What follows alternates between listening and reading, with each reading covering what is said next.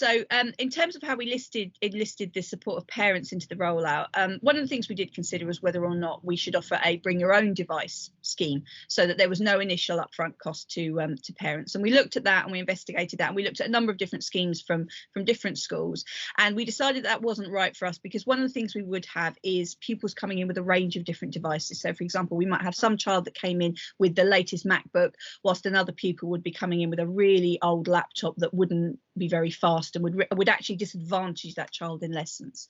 So what we decided to do was that we wanted to have that commonality. We didn't want device disparity, and that is why we would go down the route of the same device. And obviously we needed to get parents on board with that, and that's where the parental engagement sessions were really, really important. We needed to have the chance to explain to parents why we had selected the scheme, why we had chosen the device that we had, and also really explain to them clearly the payment options, because one of the things that was so important about this scheme was the fact that parents had the option to pay in instalments. They didn't have to pay for the device in one go. They could if they wanted to, but they could pay for instalments, which obviously for our families really brought the cost down.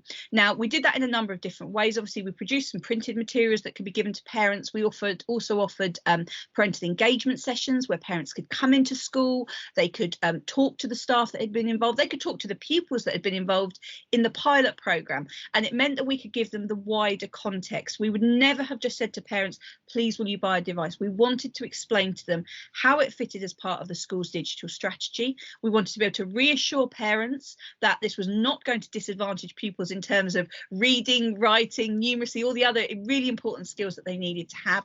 And we needed to almost have the opportunity to set the scene. And because we were able to do that, and we were able to give parents the chance to ask questions, and some of those questions were quite difficult in terms of why we'd chosen the scheme and were going down the route we had.